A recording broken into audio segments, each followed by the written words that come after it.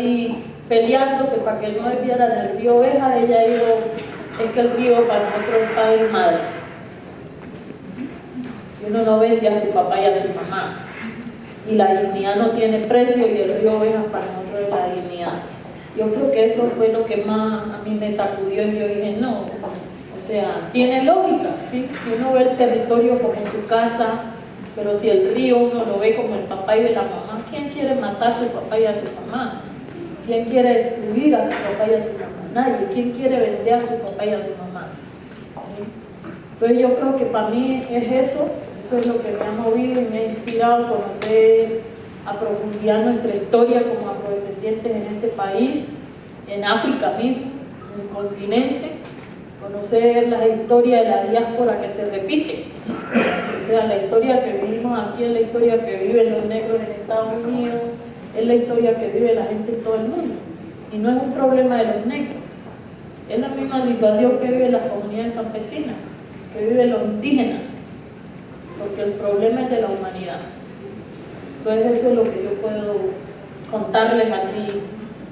Usted dice Francia, ¿de dónde salió? Y mi mamá no me acuerda. Yo no sé, creo que te lo puso tu madrina, porque mi madrina se llama Elena, pero mi mamá no se acuerda, entonces yo no sé el origen de mi nombre. Pero en el norte del Cauca los apellidos que tienen descendencia o que tienen un origen africano están ahí, en este país.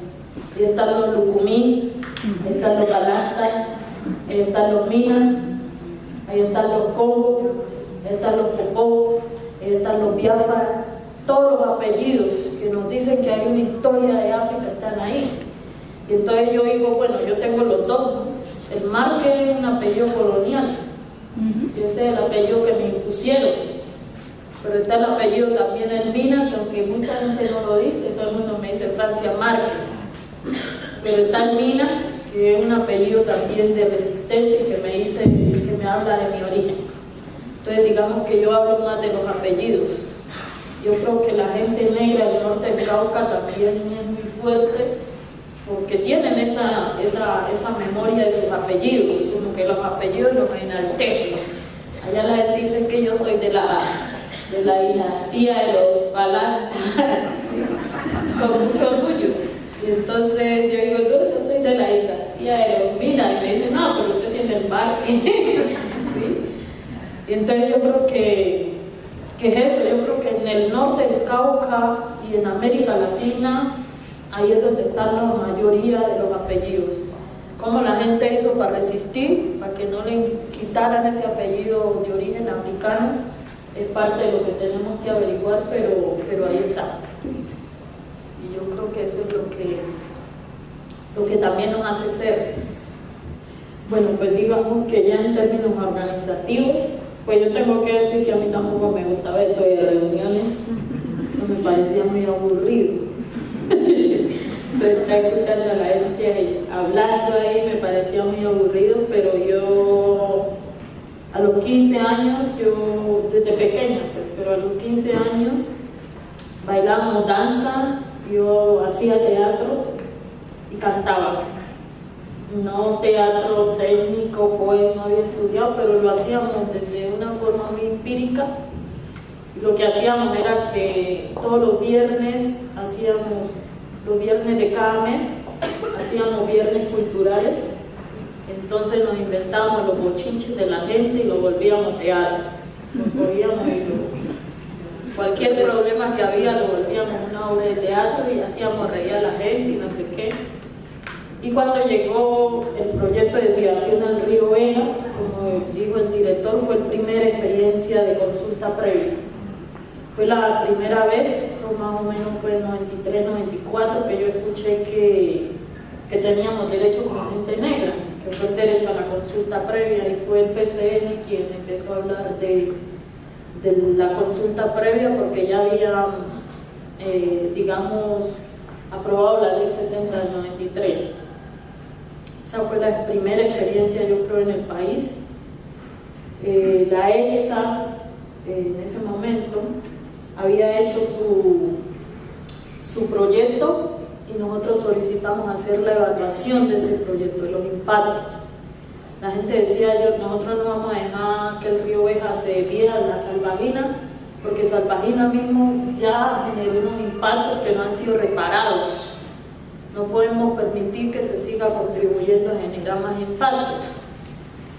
Y a mí no me gustaba lo organizativo ni lo comunitario, pero en la comunidad se organizó para que hubiera participación, entonces los mayores tenían que poner su voz, las mujeres poner su voz, las parteras, entonces mi mamá participaba poniendo el sentir de lo que significaba el territorio para las parteras y qué implicaría si el río se afectaba, y a las jóvenes. Pues en mi comunidad escogieron a una joven que era como la vocera de nosotras, y como iban de comunidad en comunidad en los municipios que se iban a ver afectados por este proyecto, pues a mí me gustaban los paseos. Entonces yo les dije, ay, yo quiero ir. Me dijeron que me llevaban, pero si yo hacía algo, porque no me iban a llevar como por nada. Entonces me llevaron y Carlos Rosero, me acuerdo que me entregó una agenda y me puse a escribir todo lo que la gente decía en la reunión. Yo tenía que escribir y por la tarde tenía que socializarle a la gente lo que había escrito. Y fue ahí que yo creo que fue haciendo mi proceso de formación. Y bueno, después yo me vinculé al proceso de comunidades negras hasta hoy. Y después se vino el tema de la minería. Bueno, nosotros tuvimos el proceso de ovejas, duró hasta el 97, cuando íbamos a protocolizar el proceso. Habían salido 41 impactos, de los cuales solo 5 eran positivos, el resto era negativo. Y la empresa dijo, no, la EPSA, que archivaran ese proyecto, que ellos ya no estaban interesados. Entonces el Ministerio del Interior lo archivó, pero después empezaron a hacer unos proyectos productivos.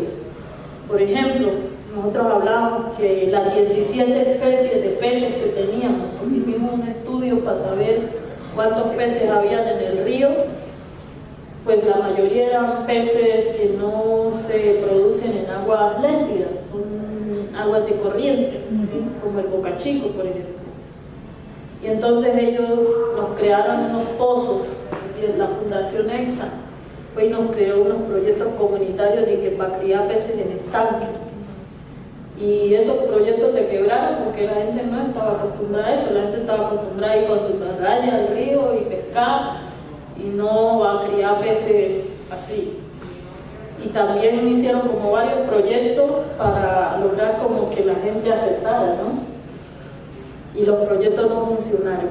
Entonces después, en el 2004, la EPSA volvió y solicitó desarchivar el proyecto, pensando que ya con esos proyectos productivos la gente había cambiado de actitud.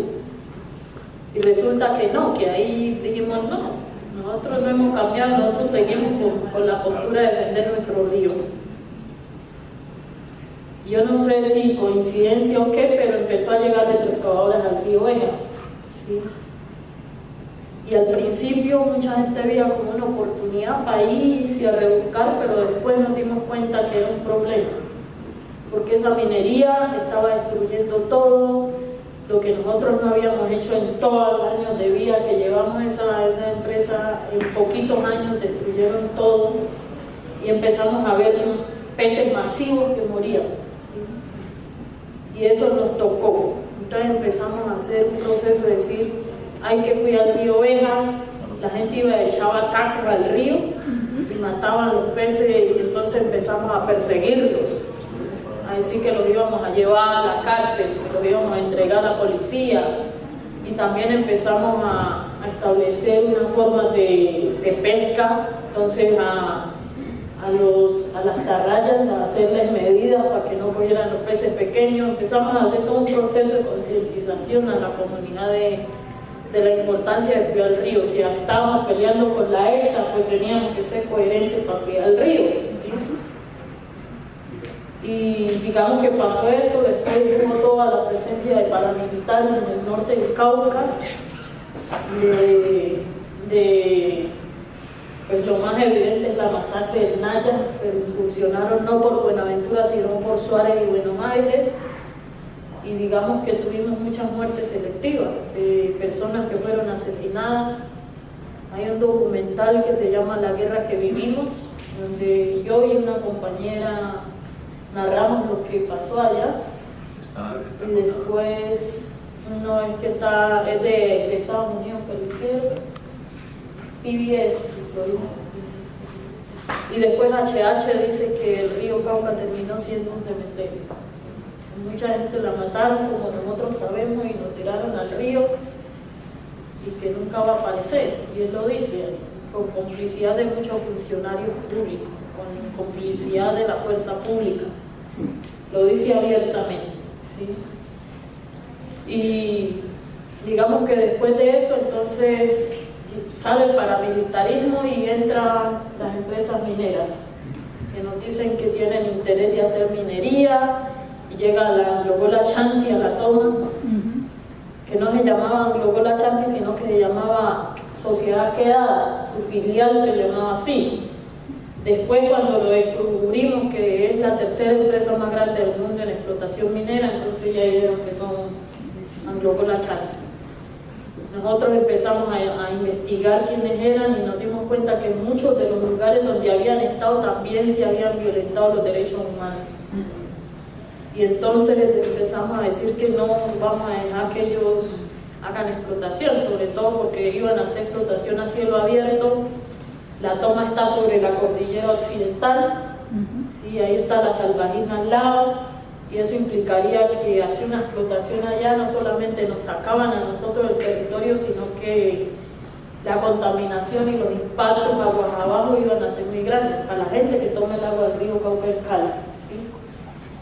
Y empezamos toda una lucha y ellos empezaron también a hacer un trabajo social, trabajadoras sociales, a decir que la comunidad de nosotros es muy pobrecita, tenemos muchas necesidades, entonces querían arreglar la carretera, querían a las mujeres cantoras entregarle vestuarios, las fiestas patronales las querían financiar ellos cuando nosotros mismos hacíamos actividades para financiarlo. Digamos que de alguna manera una aportación de liderazgos. Y desafortunadamente muchas personas que eran líderes de la comunidad pues cayeron en el fuego y terminaron trabajando con esta empresa, y eso generó confrontaciones internas, ¿sí? Porque habían unos que decían es que es una posibilidad para generar empleo, para traer bienestar y no sé qué, y habíamos otros que decíamos es que eso a largo plazo no va a ser ningún empleo, a largo plazo nos van a sacar de aquí, ¿sí?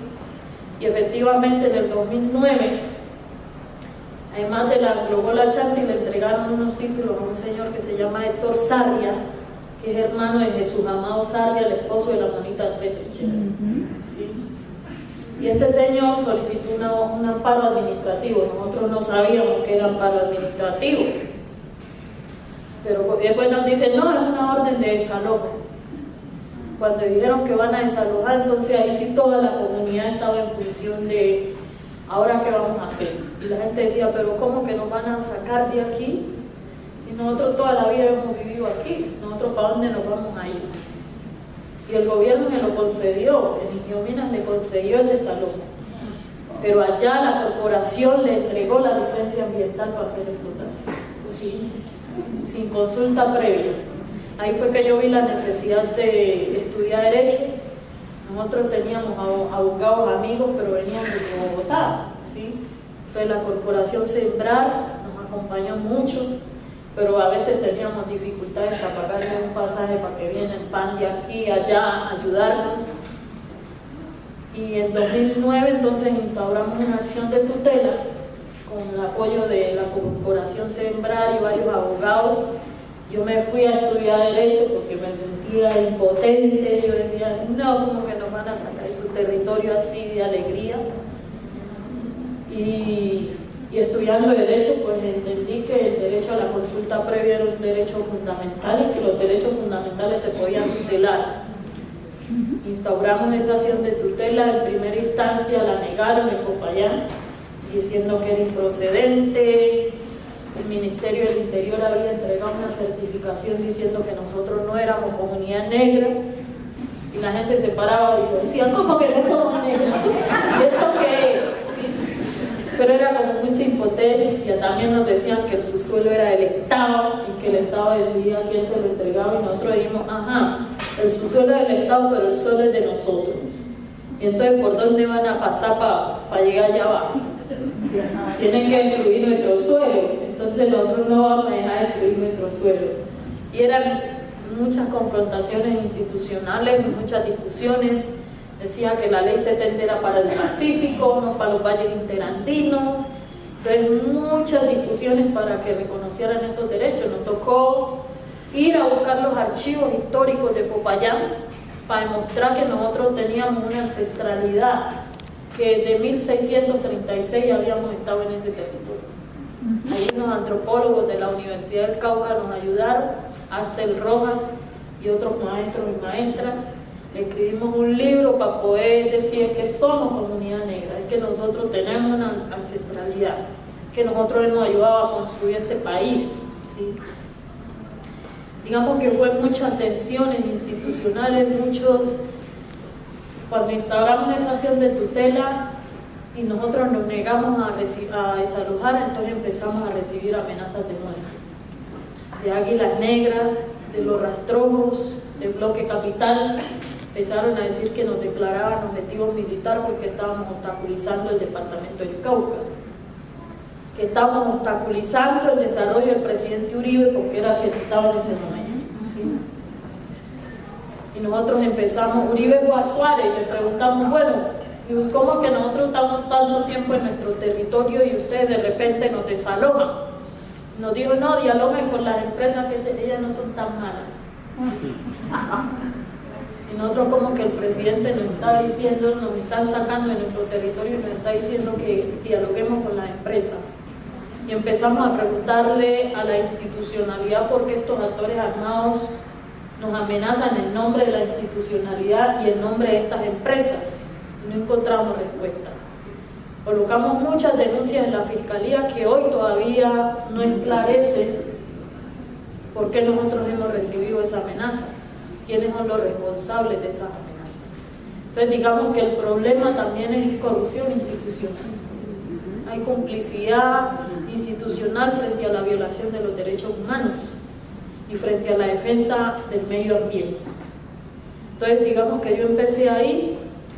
Yo ya cuando ganamos esa sentencia en la Corte Constitucional fue que, digamos, nos hicimos más visibles, muchas universidades empezaron a llamarnos porque una sentencia que suspendía títulos mineros, que suspendía esa licencia ambiental de la ANJAR, yo creo que fue importante, pero sobre todo que reconocía el territorio ancestral de las comunidades afrodescendientes en el Cauca, ¿sí?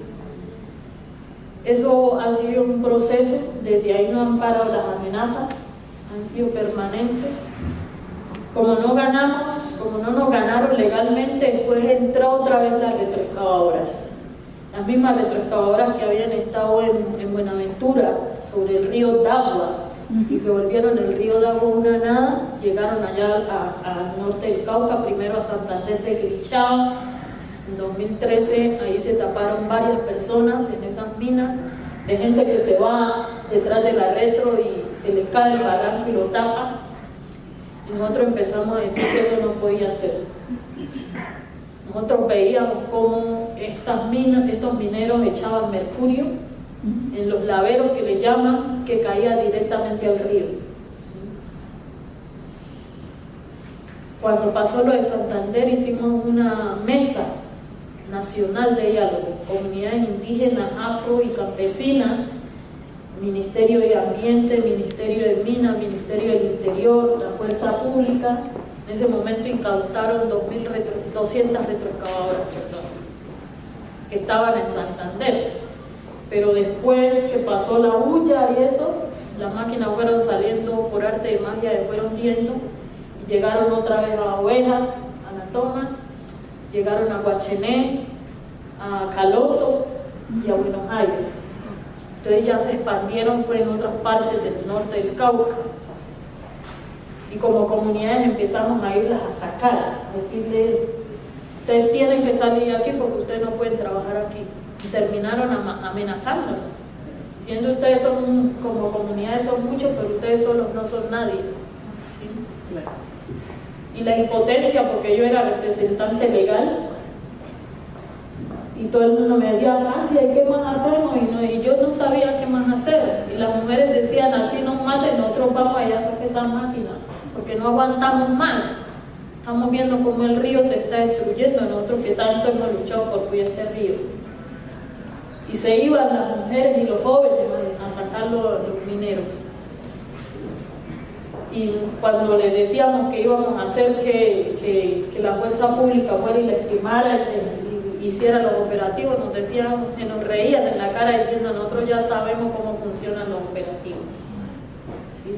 ¿Y cómo era que funcionaban? Pues es que según la fuerza pública, para ellos incautar esas máquinas tenían que cogerla en flagrancia.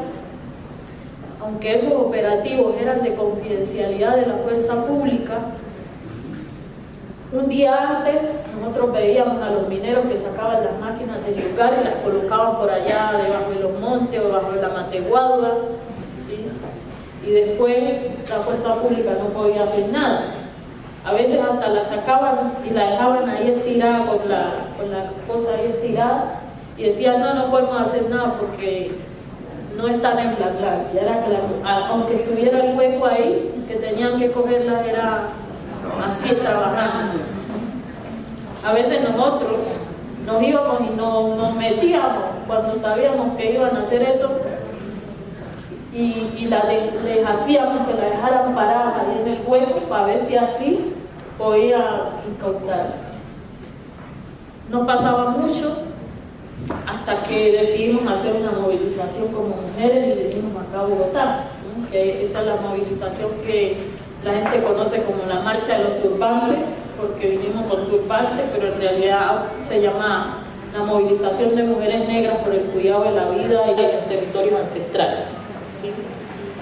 Y vinimos acá, fuimos a la Corte Constitucional, nosotros no encontramos mucha respuesta de la Corte, nos escucharon, pero hasta ahí, y sentíamos como que todo el mundo nos oía, pero no escuchaba, ¿sí? Y como que todo el mundo, sí, no hay problema, pero ya. Entonces nos invitaron a una reunión en el Ministerio del Interior y nosotros dijimos, muchachos, este es el momento para que nos escuchen en este país. Vamos allá y cuando estemos allá nos declaramos en asamblea permanente allá. Y efectivamente así lo hicimos, fuimos muy amablemente, la ministra del Interior nos invitó a un diálogo y cuando estábamos allá nos quedamos allá en el Ministerio del Interior, en la Casa de la Giralda, y ahí nos dijeron que nosotros éramos una amenaza para la seguridad nacional. Yo dije, porque eso está pegado a la Casa Presidencial. Nosotros dijimos, ¿cuál amenaza? Nosotros, esta casa se paga por los impuestos de nosotros. Nosotros vamos a buscar oro, sacamos un gramo de oro, cuando vamos a comprarle la comida a nuestros hijos, de esa libra de arroz que compramos, un porcentaje va para pagar impuestos con el que se sostiene este Estado. Que lo que querríamos es que eso que pagamos se reinvierta en bienestar, porque nosotros no tenemos ningún bienestar. Nosotros no tenemos ni siquiera acueducto allá. Y hoy estamos tomándonos el agua con mercurio. Entonces nosotros tenemos derecho a estar en esta casa porque esto es nuestro, esto lo pagamos con nuestros impuestos. Y nos vamos a quedar aquí hasta que ustedes vayan a parar la minería en el Cauca. Ahí estaba la gobernación del Cauca, el secretario dijo que había 2.000 retroexcavadoras haciendo minería en el departamento. Y sobre todo en los territorios de comunidades negras, ¿sí? En la costa caucana, en el sur del Cauca, el valle del Patía y en el norte del Cauca. Ustedes se imaginan lo que son 2.000 retroexcavadoras haciendo minería en ese departamento. Eso fue una autodestrucción. ¿Sí? Y nos quedamos ahí diciéndole hasta que no vayan a parar esa minería en el departamento, no nos vamos de aquí. Y si nos van a matar, pues que todo el mundo se dé cuenta que ustedes nos mataron porque nosotros vinimos a pelear por sus derechos. Y nos quedamos ahí, esa movilización visibilizó mucho. Hicimos un acuerdo tuvimos 4 días ahí con ese frío allá. Ese frío y casi nos infartamos del frío allá. 5 mujeres de 22 que entramos, las otras se quedaron afuera, vinimos 80 mujeres. Pues terminamos, digamos 5 salieron al hospital, pero hicimos un acuerdo con el gobierno, con el ministro del Interior en ese momento, Cristo, donde se comprometieron, 1, a parar la minería en el departamento, 2, a hacer un estudio de los impactos de la minería en los territorios de comunidades negras, 3, a implementar las órdenes de la Corte Constitucional en materia de derechos humanos, el auto 05, el decreto 4635 sobre víctimas, y como la minería nos había despojado nuestra actividad ancestral, que se implementaran unos proyectos productivos a las comunidades para que no siguieran dependiendo detrás de la máquina, sino que pudieran generar otras iniciativas productivas que le generara también conciencia y nos ayudara a enfrentar ese problema. Porque también cuando íbamos detrás de las máquinas, cuando los mineros tradicionales iban detrás de las máquinas y nosotros íbamos a decir que había que parar esa minería, ellos se le venían en contra de nosotros, la gente, defendiendo esas máquinas. La gente decía, entonces, denos empleo ustedes si quieren, porque esto nos está generando empleo. Y yo, sí, pero ahorita, pero después, ¿qué vamos a hacer? Y entonces siempre eran también muchas confrontaciones entre nosotros mismos. A veces con la familia, una familia diciendo que no queremos esa minería y otra diciendo en la misma casa, es que eso nos genera economía. Entonces unas discusiones muy fuertes. Afortunadamente, digamos que esa movilización visibilizó el problema de la minería en todo el país, ¿sí? La gente ha hecho muchas acciones para parar ese tipo de minería en varias regiones, ¿sí? Hoy tenemos una sentencia de la Corte que reconoce el libre trato como sujeto de derecho, y yo creo que eso es muy importante para este país, pero tenemos unos desafíos muy grandes, porque desafortunadamente una cosa es la visión del desarrollo desde la comunidad y otra cosa es la visión del desarrollo institucional. Y yo tengo que decir que la minería ilegal se disparó en este país desde que el gobierno empezó a decir que Colombia es un país para la minería. ¿Sí? O sea, el mismo Estado, el mismo gobierno ha venido incentivando la minería que hoy está destruyendo nuestro territorio. Como es que 80 ríos en este país hoy tienen altos niveles de mercurio. ¿Eso qué significa para este país? ¿Eso qué significa para nosotras las mujeres que parimos, ¿sí?, la vida? Eso significa un genocidio. ¿Sí? Entonces yo creo que eso es parte de los grandes desafíos que hoy tenemos y que uno sigue empujando, y bueno, ese premio que nos da, un premio de reconocimiento a la lucha que hacen ustedes, a la lucha que hacemos como sociedad colombiana, que hacen los pueblos indígenas, que hacen los pueblos campesinos, que hacen los pueblos afro, ¿sí?, el reconocimiento de esa lucha. Pero yo creo que también es que le están diciendo a Colombia, vean, nosotros tenemos los ojos puestos ahí. Ese premio me lo están entregando a América Latina y Centroamérica. No podemos olvidar que en Centroamérica las comunidades garífunas también están resistiendo y luchando por sus territorios, ¿sí? En toda América Latina hay luchas igual como las de nosotras. En el Perú, ¿sí?, donde la minería tiene a la gente mal, en términos de salud, pero también en términos del agua, en términos de los ecosistemas. O sea, nosotros no podemos permitir que en este país que la economía sea basada en la minería.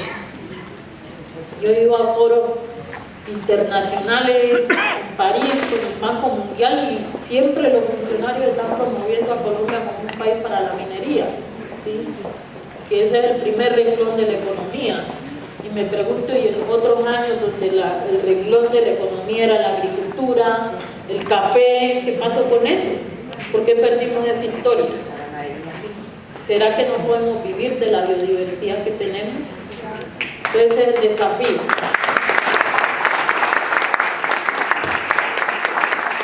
Yo hablo mucho, entonces tienen que parar.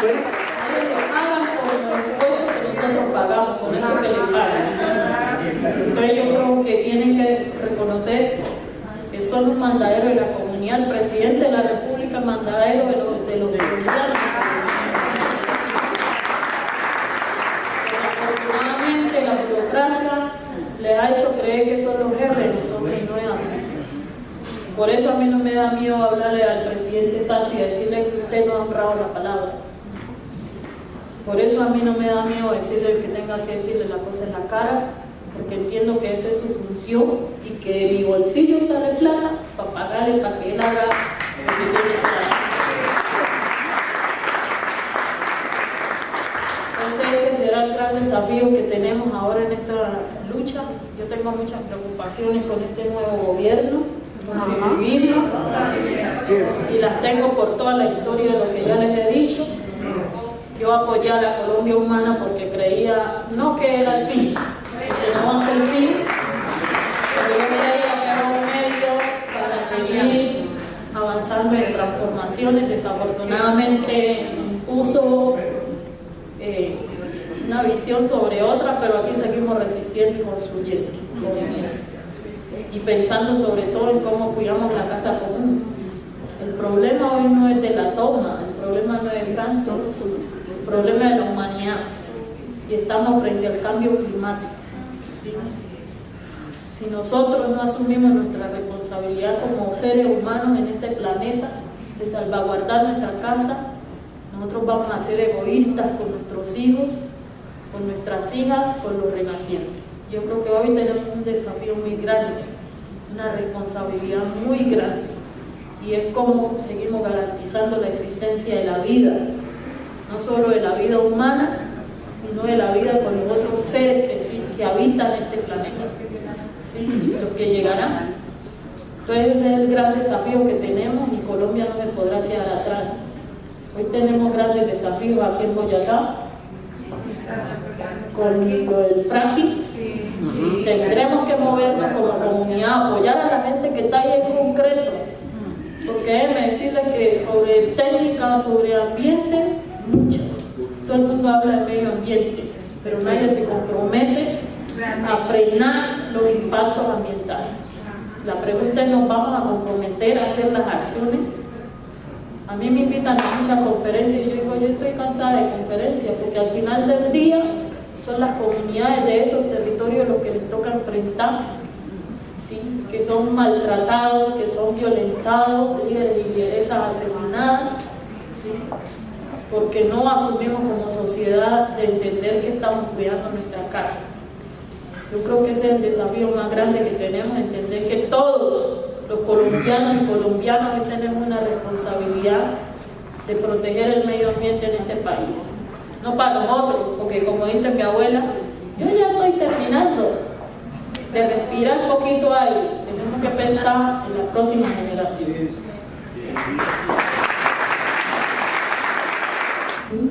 Mucha gente dice que el que haya ganado ese premio le llena de esperanza para seguir su lucha. Y yo creo que eso es importante.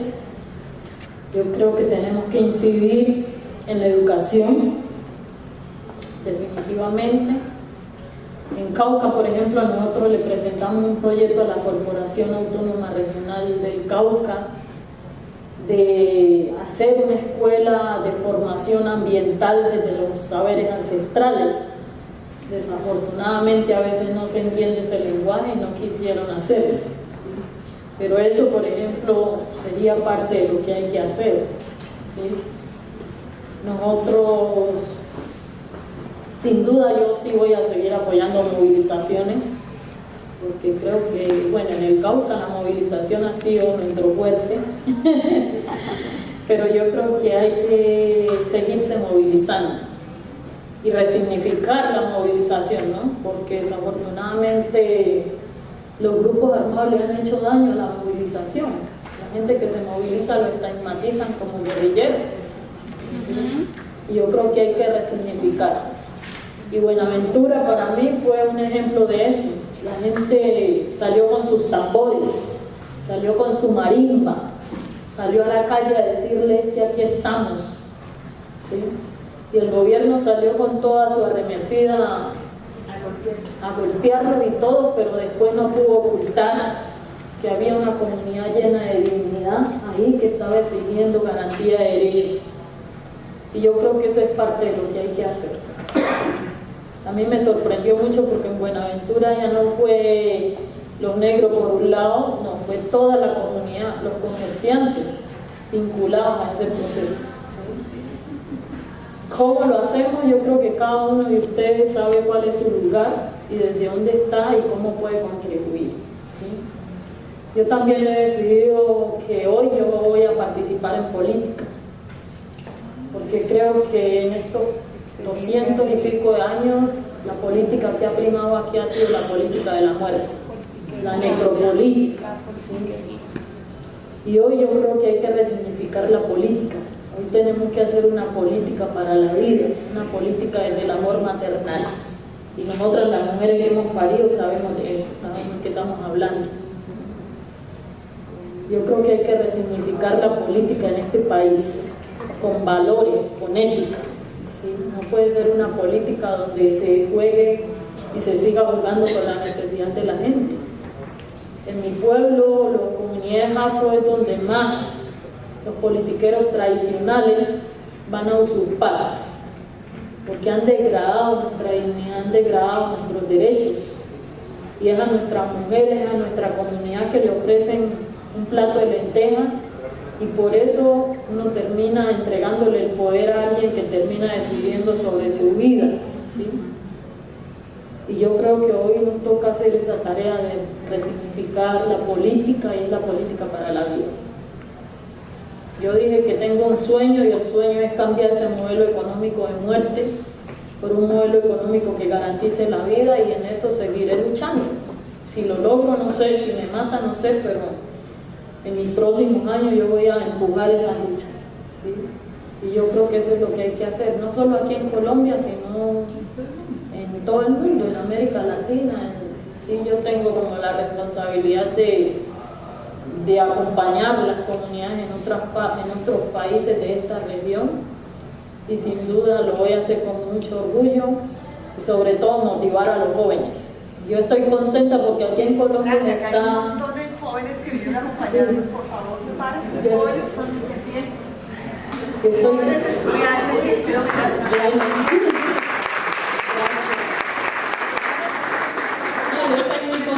Porque ahora mismo yo creo que hay una sensibilidad de los jóvenes frente al medio ambiente, de jóvenes universitarios, de jóvenes estudiantes.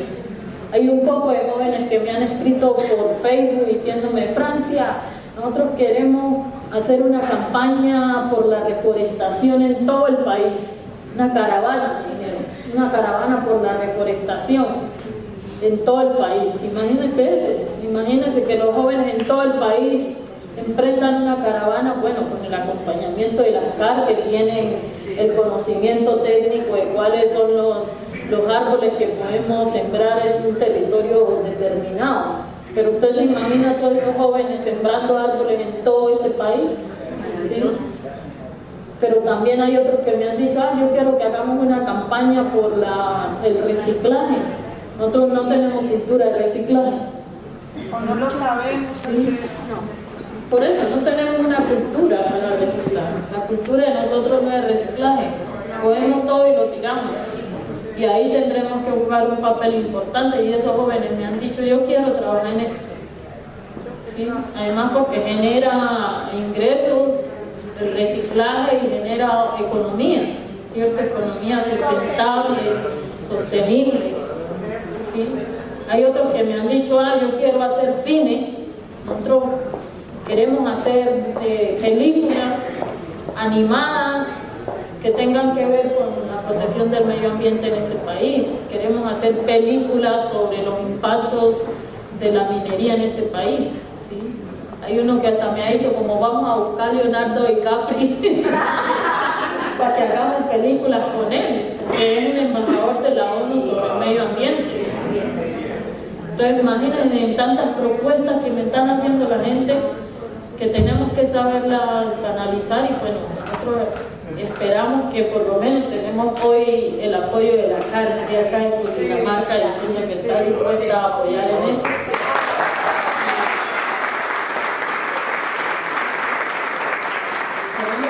trabajo fuerte para que todas las CAR del país asuman ese desafío y acompañarnos en esta lucha. Y que no terminemos viéndolos como enemigos, sino como unos aliados para empujar el proceso. Y bueno, no conozco la lucha de acá, del río de aquí de Bogotá,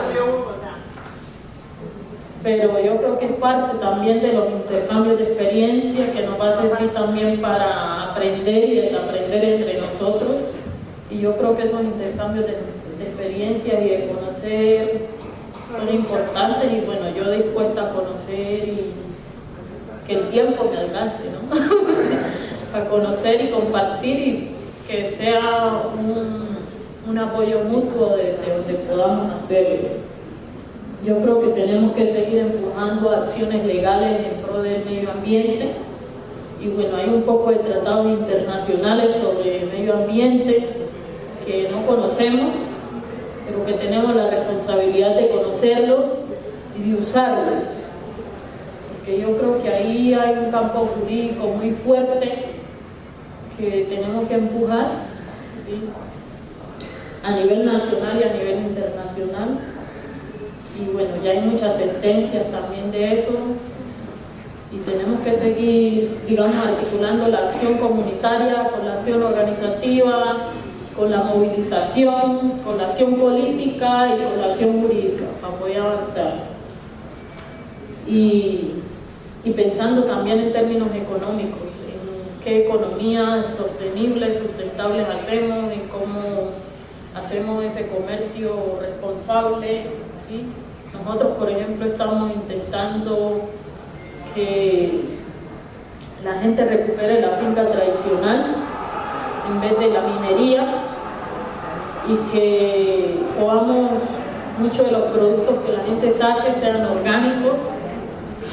Entonces allá nosotros tenemos una planta de abonos orgánicos que ahora estamos haciendo en Cauca, empujándola, y queremos exportar productos orgánicos y que la gente también se alimente con productos sanos, ¿sí?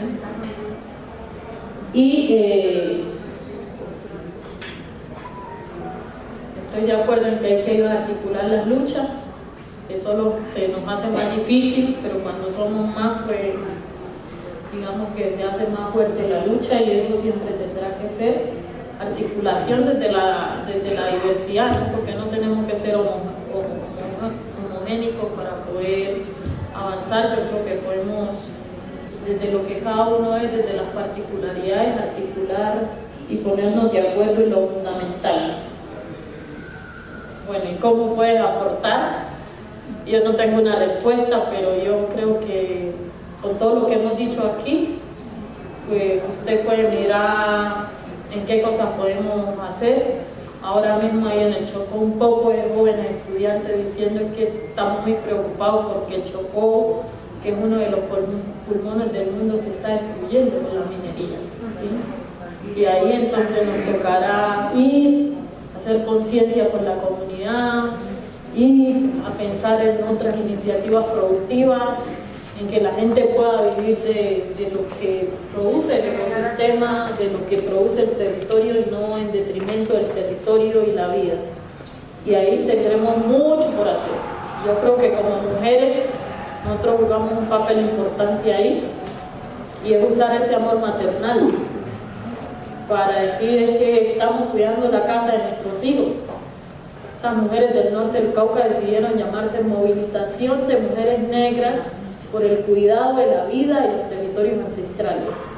Y lo que dicen es que yo he parido, y yo no he parido a mi hijo para que se venga a morir aquí en esta casa.